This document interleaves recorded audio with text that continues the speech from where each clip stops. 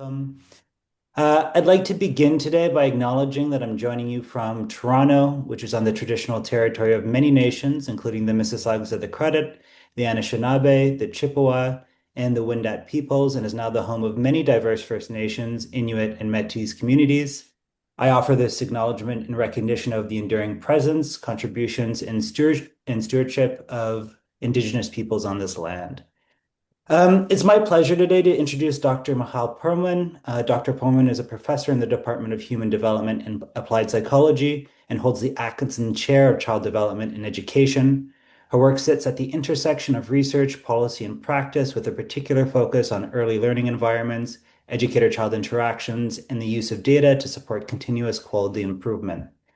Dr. Perlman's research has been instrumental in advancing how we understand and measure quality in early childhood settings, always with a clear focus on what is meaningful and actionable for educators and systems.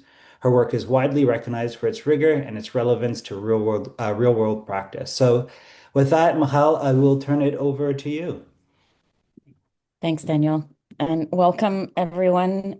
Especially thankful that you're here, given that I gather you just had a 3-hour Zoom meeting, so that's quite a lot of Zoom endurance that you're tolerating, and hopefully you've had a good coffee break in between or grabbed one at least. So I'm really delighted to be here today.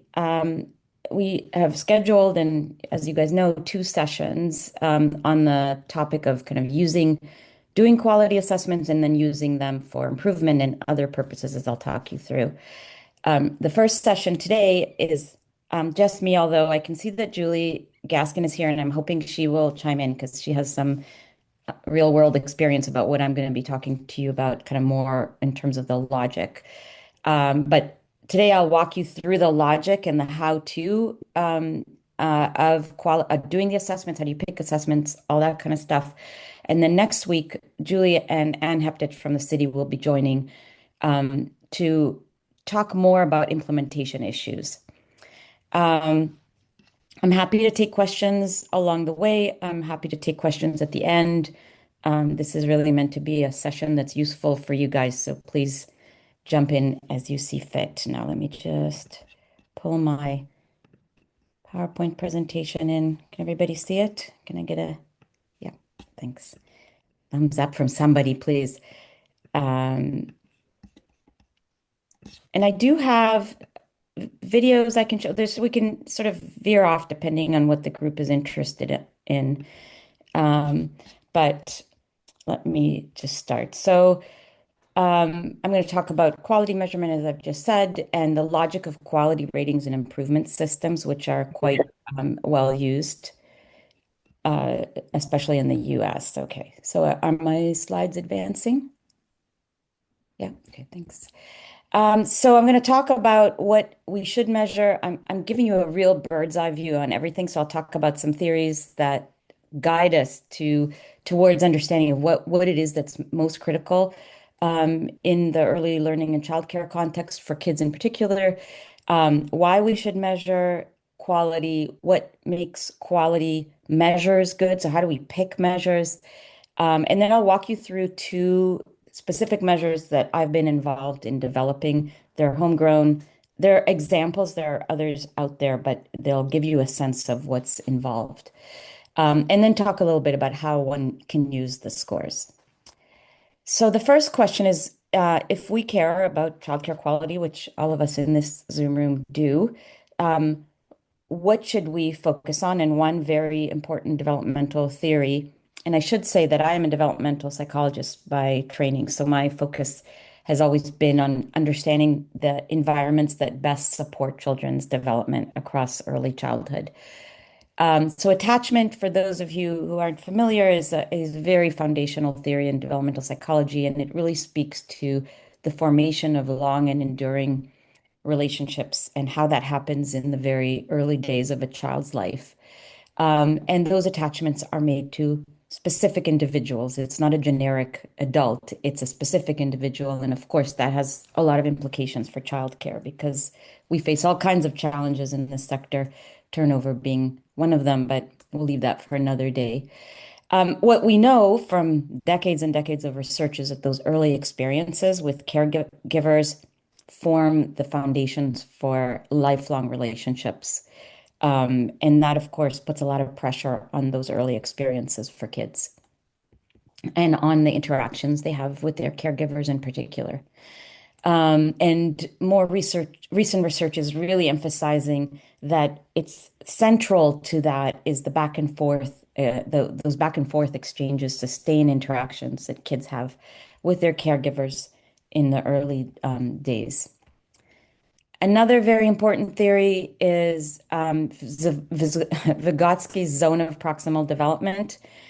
I don't care about the jargon, but the gist of it is that learning occurs in that sweet spot of what a learner can do with the help of an expert. And I'm using the learner and expert terms intentionally because it can actually happen with a more competent peer even, but certainly with caregivers, parents, early childhood educators, it's getting the child beyond what they already know how to do. So doing what you already know how to do doesn't actually lead to more learning.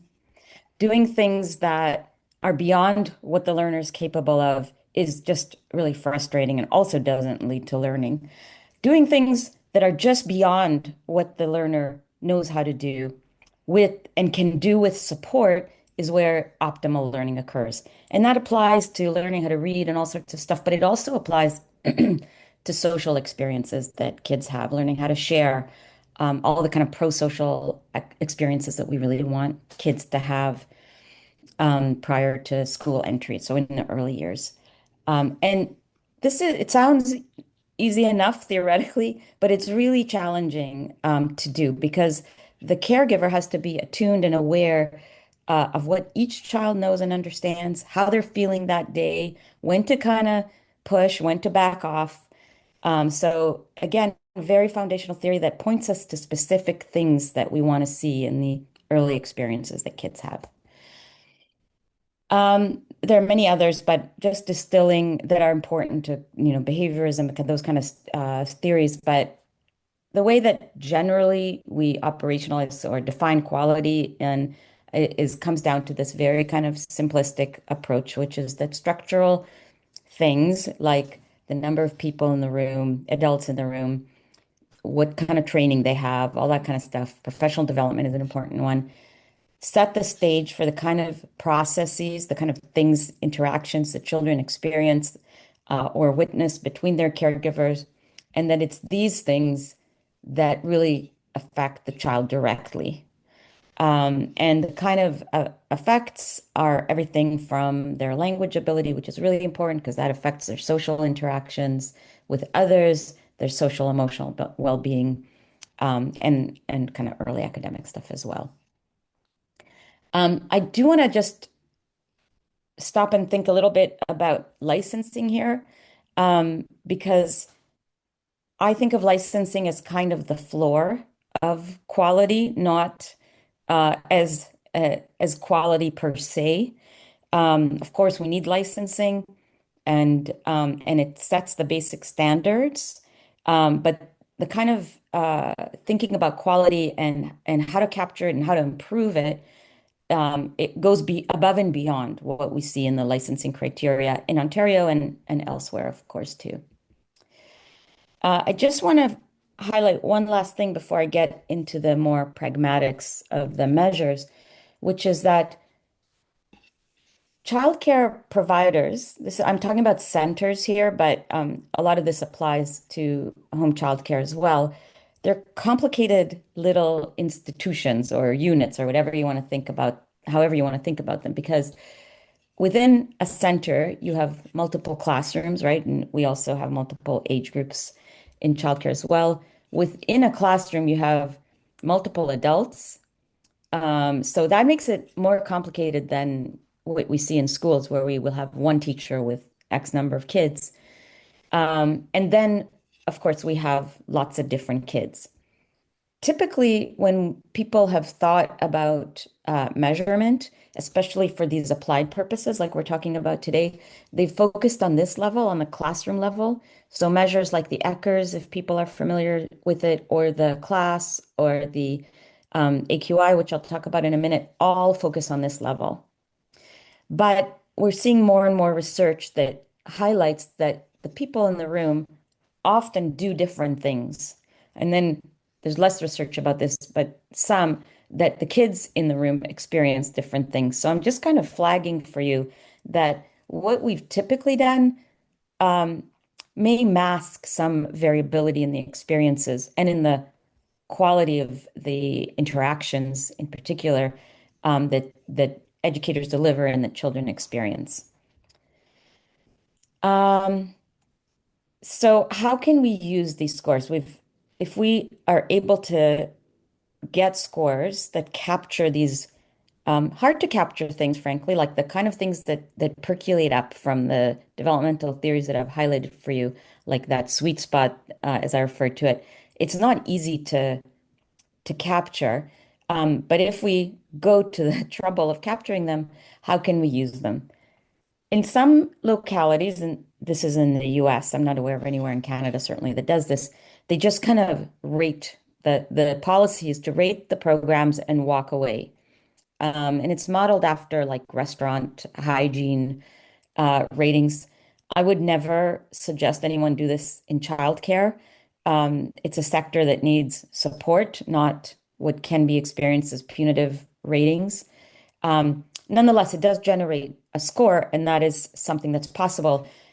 A lot of what happens around the scores is really about values and goals. And this is where it gets much more complicated, or can get much more complicated, depending on what different regions have chosen to do. Um, Across the board in these systems, you have a quality assessment. That's kind of the centerpiece.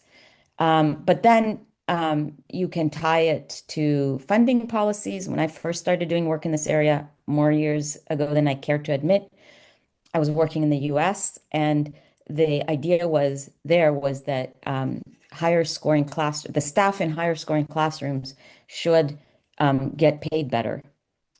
And those programs should get more resources. Then I moved to Toronto, back to Toronto, where was originally from, and frankly was relieved because the model here was and is to score, but then provide the programs that score more, have lower scores with supports. So it's a supportive model, not a sort of reward survival of the fittest kind of. One of the main uses of these scores is for quality improvement purposes. And so the idea is that when you assess, you take the results of those assessments and you work through coaching, through the delivery of professional development opportunities and materials and other resources with the staff in the classroom to give them very concrete and helpful feedback and help them improve over time. So that is a major goal here. And this is what we see most often, certainly in places in Canada that are doing this. There's also the possibility of posting the scores. So the City of Toronto, and as I said, you'll hear from Anne Heptich from the city, from Toronto next week. They post in Durham, where Julie's from, as you all know. They decided not to post. So this is where the assessments are at the center, but then what a um, government or whoever oversight body does with the assessments, there are a lot of decisions and choices that, as I said earlier, really have to do with the value and the goals of what one is trying to do. Um, so what are the criteria? How do you know if a measure is good? How do you pick what you want? And we've already established that we're kind of trying to look at things that are hard to capture. So there are a few things that guide thinking about and selecting measures. One is that things like how responsive and attuned the adult is to what the child understands and how they modify their own behavior accordingly, um, it's those are not really the kind of things that you can ask a person about. People are not necessarily aware. And also, these kinds of systems, there are consequences or resources that can be tied to it. So, relying on self-report is very problematic for all kinds of reasons. So, the gold standard in this area is to rely on observational measures.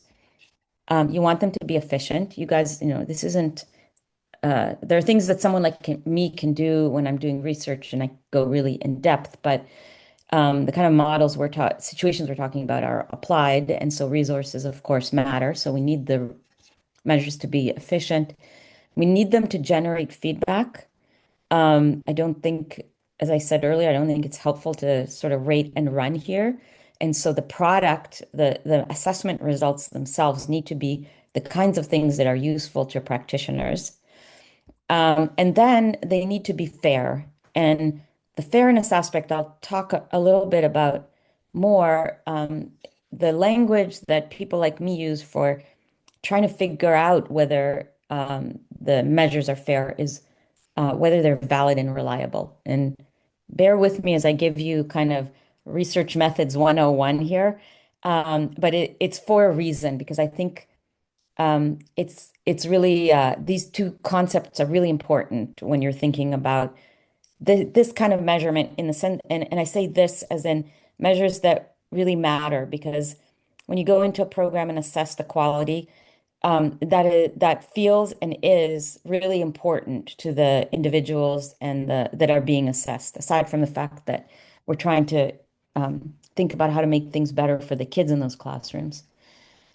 So this validity concept, all it means is that we know that the measure is measuring what it's supposed to.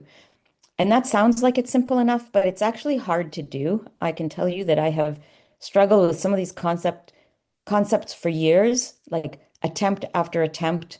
One area where I spent years trying to measure, or one concept is around parent involvement in early childhood education settings. Initially we used some questions that NACE had, the organization from the US. The problem with it, they had a set of items that they used in their accreditation. The problem was that everybody scored. This was questions that parents were asked, and parents answered yes to everything. So from a measurement standpoint, that's not helpful because all the programs are scoring exactly the same, and we know that they're not all doing um, equally well in engaging parents. So it took us a long time to get anywhere where the measures actually differentiated what the programs were doing. And at the end, I wouldn't even recommend that you use that anyone use what we ended up with. But the way you test whether a measure is valid, whether it's measuring what it's supposed to, is through research. I'm not suggesting you guys, any users need to do this, but you need to look for measures where this has been done. To just compare, you use the new measure that's being developed with existing measures. It's not that simple because if there was the perfect existing measure, we wouldn't be developing new ones. So usually we look for different things that together kind of capture the same thing. You administer at the same time and then test that they're comparable in the way one would expect.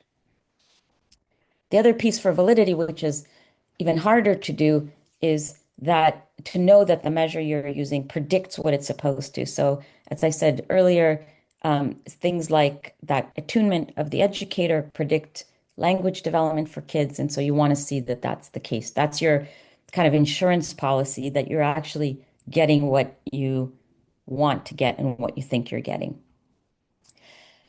The other piece is reliability. And again, that just speaks to that fairness. All reliability means is consistency. We know that the people who are administering our measure are all looking at it through the same lens, and that's the lens of the criteria that are in the measure. Um, when we're thinking about those kinds of things like warmth, attunement in particular, but even other things like what kind of materials should be in the room, quantities, people come at those things with a lot of preconceived notions based on their own life experiences. And the reliability aspect tests that everyone is administering and using the criteria in the same way. So if you have multiple people doing the assessments, they're doing it the same way. They're doing it in a way that's consistent with the measure itself, and they're doing it in the same way across times, across settings. And all of that just tells you that everyone's being evaluated using the same criteria. And it's not that it's easier with some assessor or harder, or that people's own values and experiences are kind of shaping the assessments. So if you've heard of inter-rater or gold standard, the gold standard is typically the person that everyone else gets assessed against. And so those are really the kind of key things to think about when you're thinking about quality measurement. Is it valid? Is it reliable? Is it observational? Does it get me the kind of information I want from it? And is it efficient enough so that you can consider, people like yourselves can consider using them? I've just thrown a lot of information at you. So I have lots more information to throw at you, but I'm happy to take questions about any of this if people have any. Okay, keep drinking your coffee. Um, so here's one of the homegrown measures that I mentioned. It's called responsive interactions for learning. And this is, I've given the topic here, I'm going to focus on the educator version. We have versions for other um, types of caregivers, but it captures the quality of interactions at that educator level. If you think about that figure I showed you earlier, it's got 15 items, which is not very many. It's there. You just rate on a 5-point scale. There's a free online version training, um, and generally we do it on based on 5 minutes of video. We have done it live as well. It works when you do live obs, but it works best, I think, with the 5 minutes of observation of video. Not from a measurement standpoint, but largely because the video can be very helpful to the educators themselves to use for improvement. And the concept of responsive interactions for learning is made up of three components, but they're really all kind of so interrelated that it's one concept. One piece of it is back and forth interaction. So you may have heard of it as serve and return, but we know that having, especially for really young kids, having these sustained interactions that, as we know with really young kids, kind of have to be carried by the adult because they're not so good at it yet. So having interacting with adults who are able to sustain that those back and forth exchanges is important. um, Perspective taking. So an adult who understands what the child understands, they can mod if they notice that the child doesn't understand or isn't able to do something, they can jump in and do that beautiful scaffolding of sort of providing just enough support so that they get interact with the child in that lovely zone of proximal development.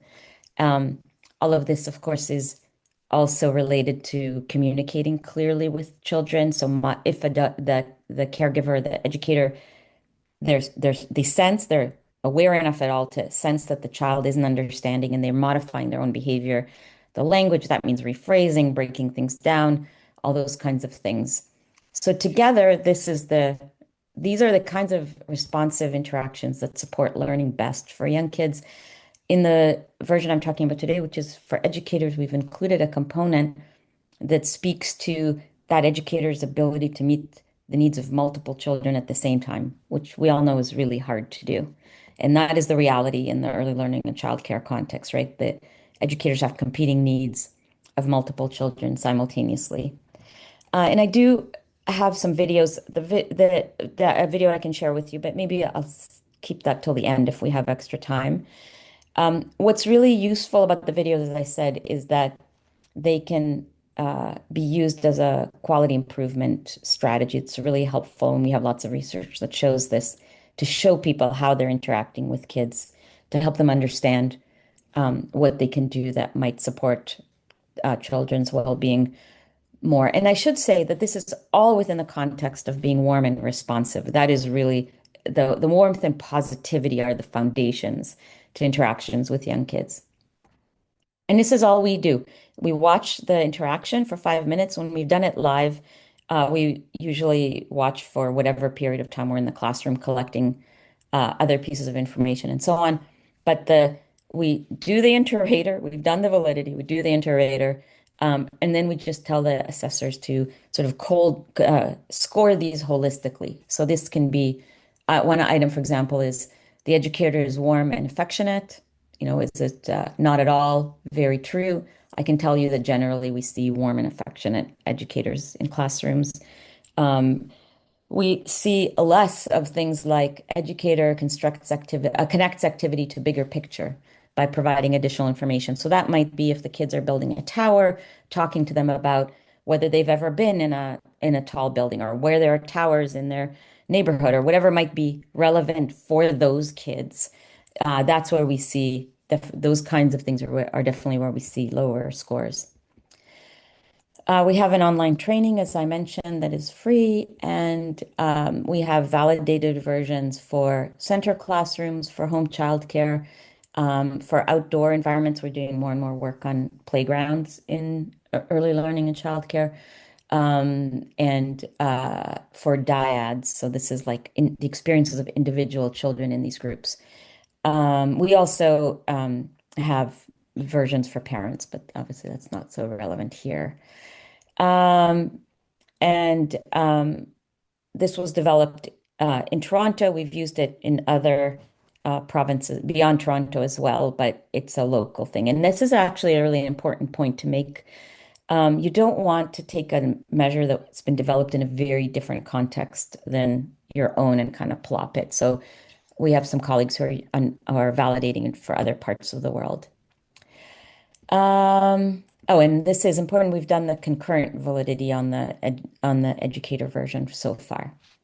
And just to give you a flavor of what we've seen across a number of places, the Department of Education in Nova Scotia had us apply this to a representative sample across the province.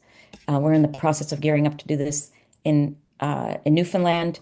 We've done it in Newfoundland for some health department programs, but now in early learning and childcare. And we've done it in Toronto as well. And I just kind of pulled things together. Generally, we see scores that are in the 3 range on that 5-point scale. And that means that we're seeing programs where the educators are warm, they're positive with the kids, but generally they're not doing a lot more than that.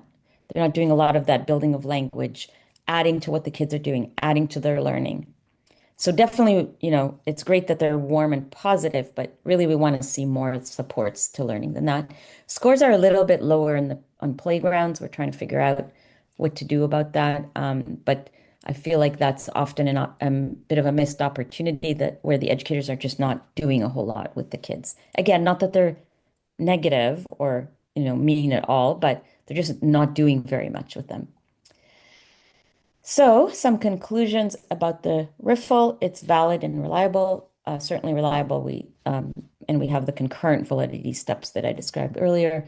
It's very fast to do. It's flexible. You can do it live based on videos, different contexts. We know that it works in different contexts. What we're starting to see from the scores is that there's lots of room for improvement. And the videos in particular can generate the really useful feedback for helping the practitioners improve their practice. And this is just, to reassure you that we've done the research. If you need such reassurance, we've done the research on this so we can make the kind of statements I've been making to you. The other measure that I will walk you through, and as you can see, I am sort of trying to get through this fairly quickly and to leave time for discussion, is the assessment for quality improvement. It is a much broader measure than this. The responsive interactions for learning really focuses on that key interaction and does it at the educator level. The assessment for quality improvement is at that classroom level, and it captures a much broader set of characteristics. So again, it depends, as I said, you pick the measure based on what your goals are. And so this gives you a much more holistic and global understanding of how the classroom is functioning. It's also on a 5-point scale, and the training is through, there's some online resources that the City of Toronto has made available. But that inter-rater, that knowing how people in the responsive interactions, we do it with videos online. In the AQI, you do it live with a trained person. Um, and that is really how it's done in all other, like for the ACRs and ITERs and so on. That's how it's done. Is the same with the class, where you need a person to compare, to go into the field with the trainee and get tested against. It takes between 60 and 90 minutes per room. So obviously it takes a lot more time than the riffle, but as I said, it's giving you this holistic global sense of the classroom, including the kinds of materials, kinds of activities, but also interactions. Um, and this may seem like a lot of time, but it's actually kind of half to a third of the amount of time that something like the ACRS takes. So relative to other ways, the only other ways we have to capturing these sorts of aspects of quality, it's quite efficient. Um, and there are different versions. Obviously, what good materials, for example, looks like for infants is going to look different than what it looks like for preschoolers. And even things like promoting autonomy, that's going to look different if you're interacting with a 6-month-old versus if you're interacting with a 4-year-old. And so that's why we have different versions of these measures because they each captures what is developmentally appropriate driven by the ages of the kids or the developmental stages of the kids.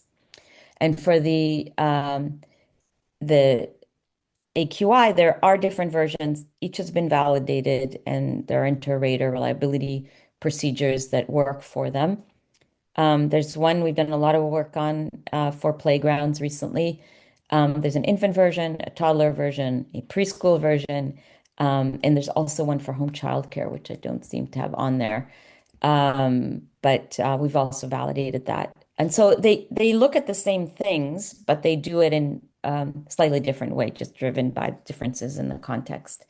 And here's just one domain that I picked out. As I mentioned, there's kind of between 20, 25 and 30-ish by age group. This one is about dramatic play. So scores that um, I like referring to these as provide opportunities for growth, include things like insufficient accessories and equipment for the number of children enrolled. So there's just not enough of this stuff in the room. These are kind of indicators of things you might not want to see. On the flip side, at the other end um, are scenarios or situations where there's lots of good stuff. So there's 3 or more dramatic prop boxes that are available. Their staff are rotating material, so there's some novelty for the kids.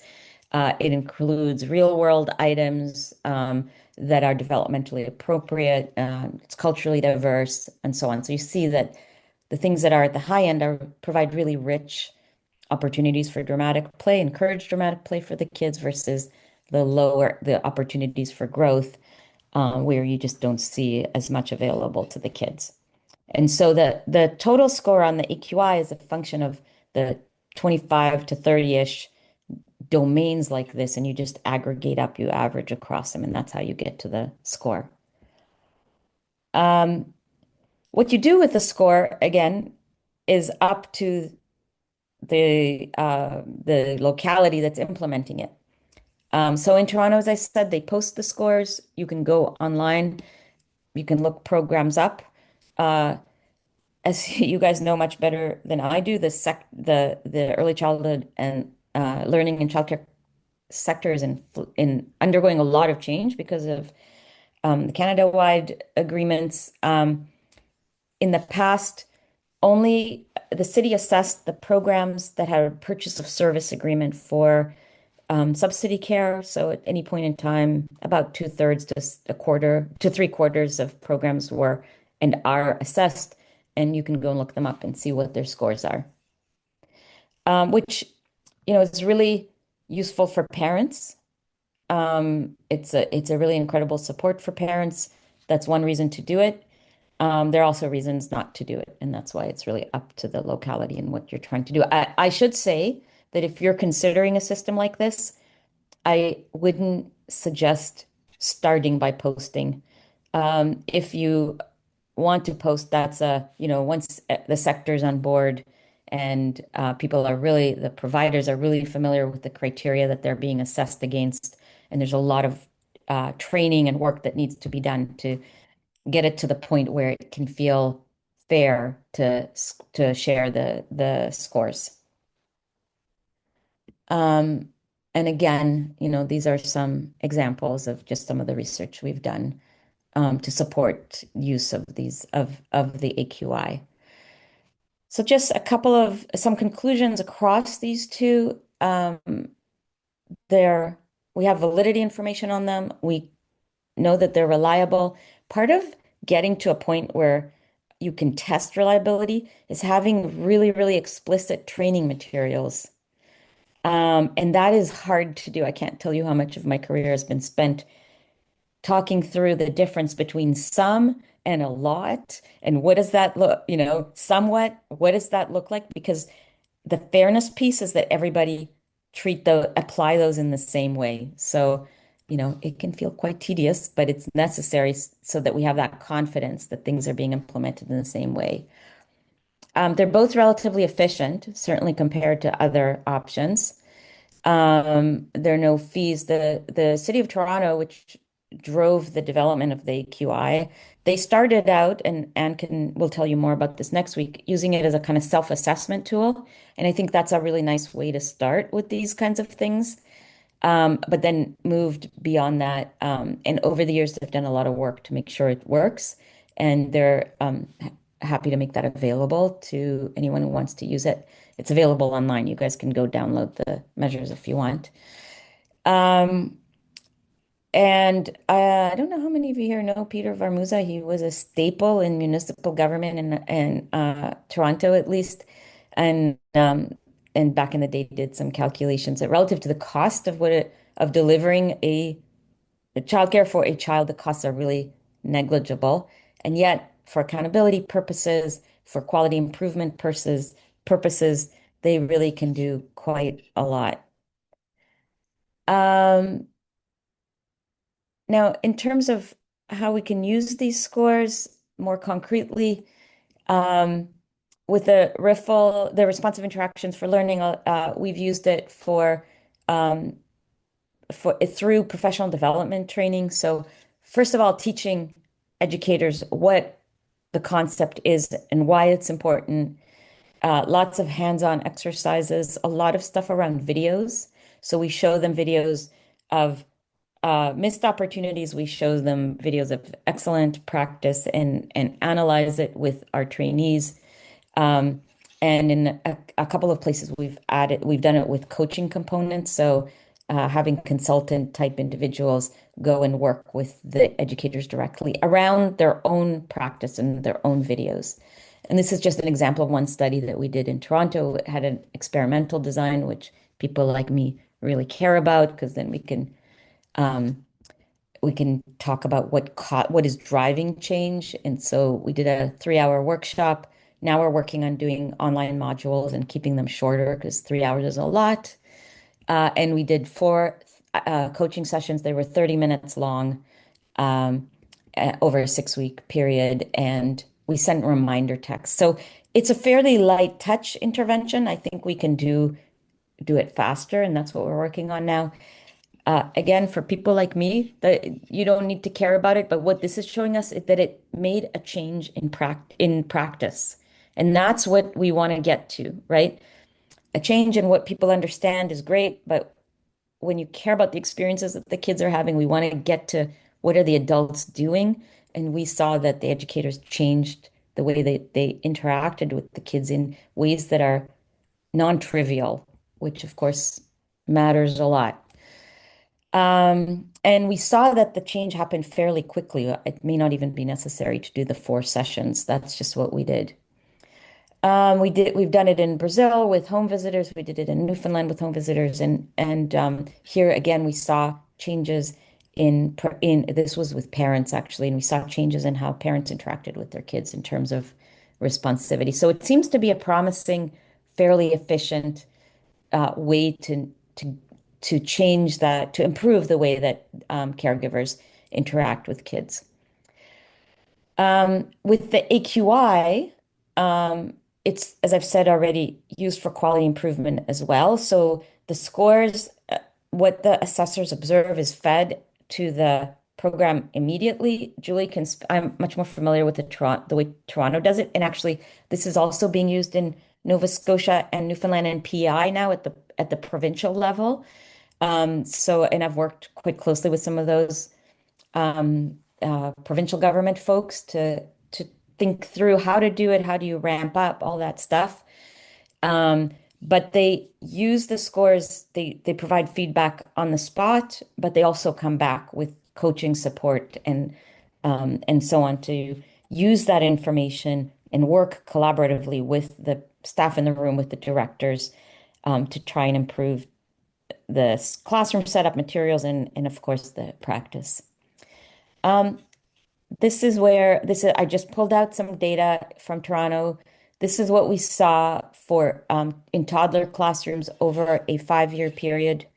Um, and what you see is a slow and gradual increase, which is what you want and what you would expect if the system is working, where you're going to the trouble of doing these assessments, feeding the results back, providing supports for improvement. This is what you would want to see. I threw this one in. This one is toddler classrooms because this is that average I just showed you. But what we see if you dig a little deeper is that the programs that started off with the lower quality are the ones that are improving the most. And these are the ones that we care about the most, of course, right? We're seeing there is slight fluctuation, like, across always, but the programs that were high to begin with, they tend to stay high. It's the programs that were lower to begin with that improved over that 5-year period, and that's really important. And also, it gives you this, if you administer this kind of measure, it gives you this kind of information that you just have no idea about otherwise. We've also done it like broken it down by neighborhood, looked at kind of demographic characteristics of different neighborhoods in Toronto and the quality of care that's available within those. And that can be really useful for planning purposes. In Toronto, as I mentioned, the assessments are done for providers that have a purchase of service agreement, and the city established a threshold of that, what they call meets expectation, that kind of three. And they won't contract with providers that fall below that threshold. So, there's such a scarcity of childcare, as we all know, that what they generally do is work really hard with the programs that score below that to make sure that they're at least meeting that threshold. But that is a very concrete example of how the score is used. And it, not just the feedback for quality improvement, but then you can use it for these other purposes. They also use it if when they're deciding on where to put resources into who to support in terms of new builds and so on. If they're multi-sites like the YMCA and so on, they use the scores from the the existing programs to guide where to put those dollars. You can also use it for planning. So if, as I said earlier, you can map and see where are the better programs across your region. And unfortunately, what we see across the board is that the neighborhoods with lower demographic characteristics generally have lower quality care as well. So it's this kind of compounding of resources for the kids in there. And those are depending on how you operate, you may have policy levers. So a lot of places will put the directly operated programs in those lower quality places as a way of kind of bumping up the quality in those areas that need it most. Again, as I said, a lot of it has to do with values and goals, but at least you have the information to guide those decisions. Um, and yeah, I've already talked through that. So there are a lot of different ways to use the scores.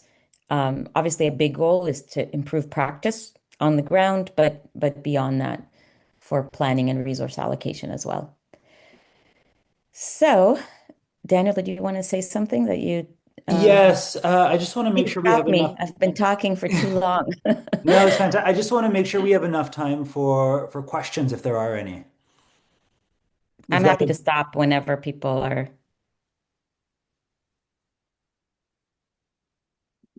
You can put them in the chat as well, although I can tell you I'm not so good at multitasking. So if people, maybe Daniel, you can flag any yeah, questions that are I'll in the keep an chat. eye on the chat for you.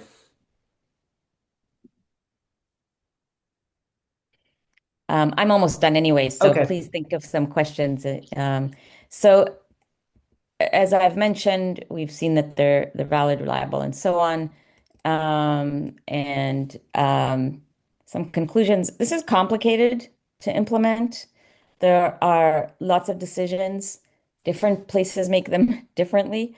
You have to decide who's going to do it, how do you get them trained, um, who has access to the scores, what do you do with the scores. Um, I think Julie's here, and I'm hoping she can chime in and kind of speak about her experiences, and you'll hear more next week in that regard as well. We're working on various aspects of trying to make things more efficient, trying to work on um, how to use the results to maximize improvement. And then I'll just end with thank you because this kind of work is very labor intensive. And there's funders and there's the partners and of course my colleagues and students and so on. So on the thank you note, um, I'll open it up for discussion and maybe Julie, if you have any thoughts that you can get us started with, that would be great. Yeah, thanks for that opportunity. We rolled out Toronto's AQI. We adopted it did training in 2015 and rolled it out in 2016. We've always had quality assurance in Durham, but at the time it was a little loose. It didn't necessarily, it wasn't validated. It was our own tool. So when we got looking at the numbers, we weren't seeing as much of an increase in quality as we were hoping.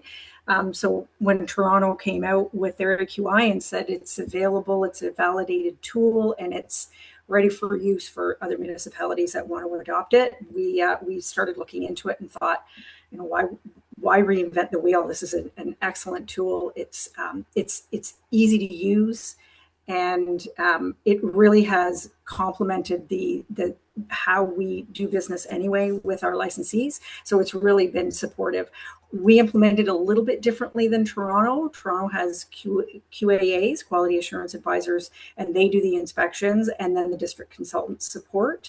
We have quality assurance advisors who also do contract compliance. So that's where it blends with our staffing structure that already existed. We also have training specialists that support centers beyond the assessment. So the assessment happens, we provide immediate feedback, create a plan as needed with the center staff, and then the QAs and the training specialists work together to support any training that's needed. So I'm going to talk a little bit more detail about how we implement it specifically in Durham.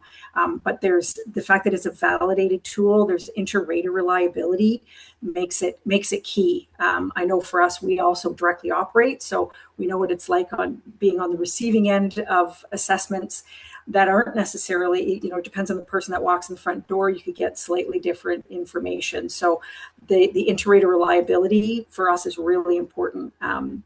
And just that local context that it was built in Toronto, and we're part of the greater Toronto area. So that definitely feeds in with our operators as well.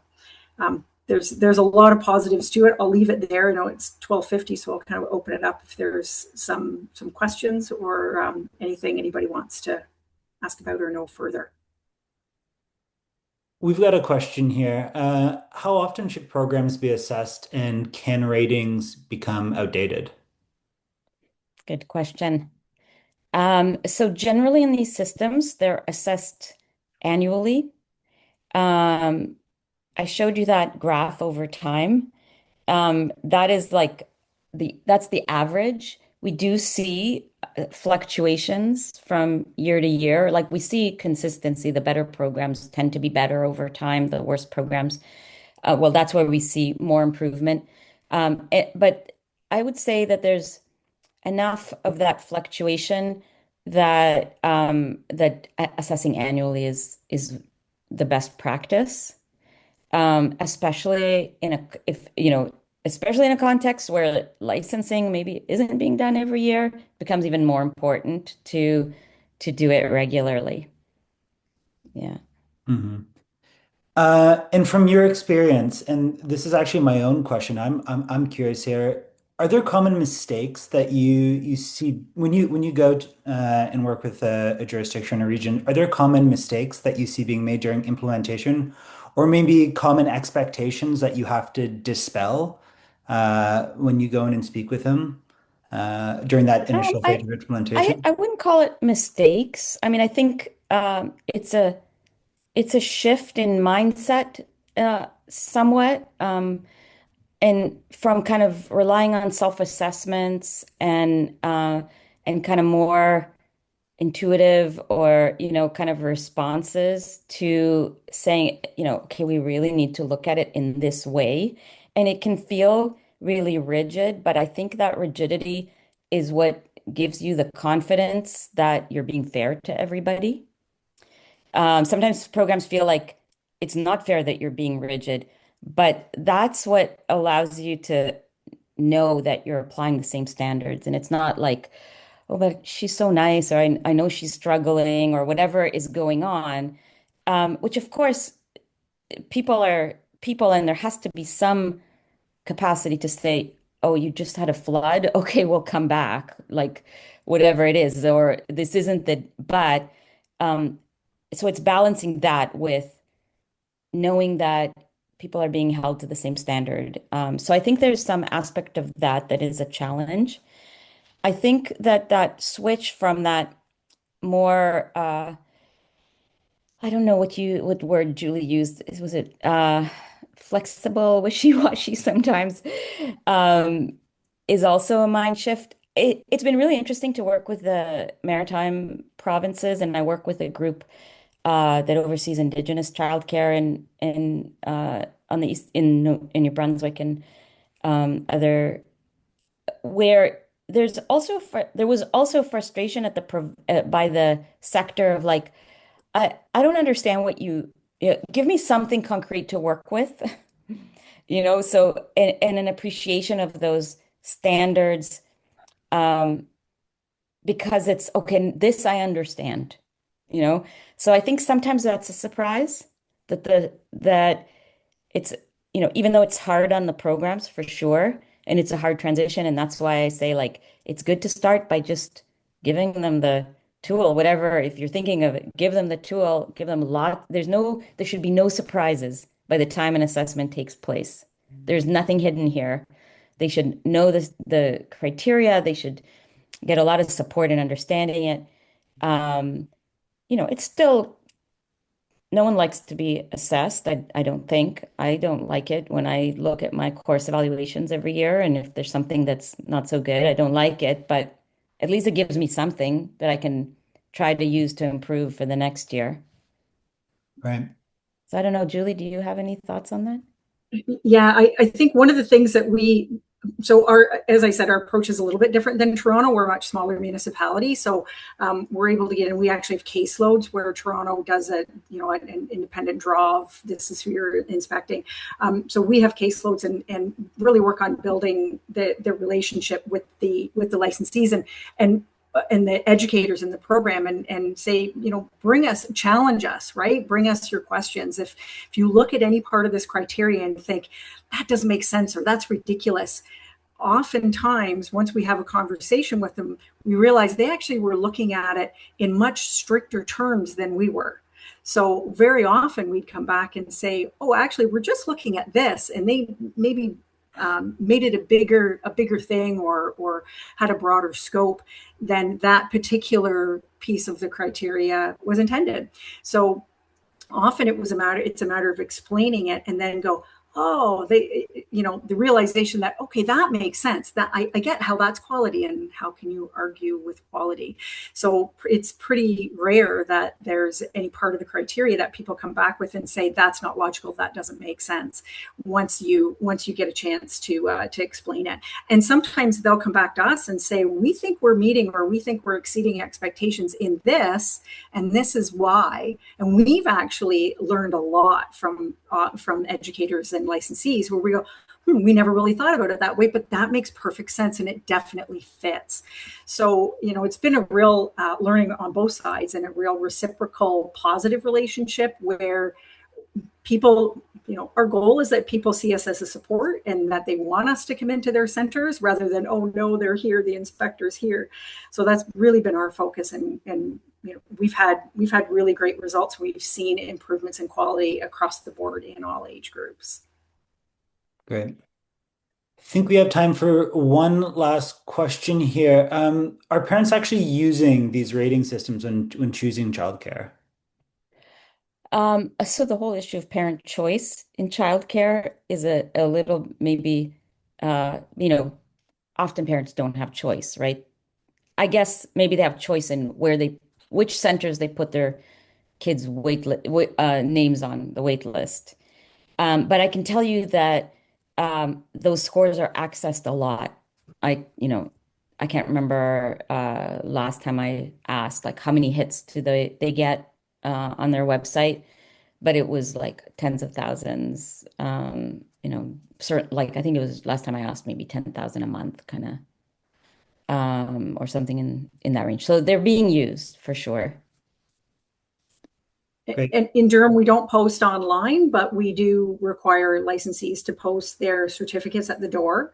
So parents who are using the center will check in on it. And the hope is that starts a dialogue and a conversation around what is happening in your center, and what is the quality within your center, and why would the score be this or that? So it opens up opportunity for conversation with parents who are currently in the center. But again, there's such big wait lists everywhere. I'm not sure parents take the center they can find the space in these days. When we first started this tool, though, parents would ask that question, at the door when they're in doing their tour of the center. The AQI report is right at the door. The certificate is right at the door. So it's a good conversation starter. Mhm. Fantastic. Well, thank you to everyone who joined us today, especially to those of you who joined us after attending that 3-hour webinar before this. We really appreciate you taking the time to be here. And special thank you to Michal for sharing her insights with us today. We hope you can join us next week, where Michal, along with Julie Gaskin, who you heard from today, and Ann Heptich, will dive a bit deeper into the implementation aspects of quality assessment and monitoring. So yeah, hope you can join us. Enjoy the rest of your day, everybody. Thank you.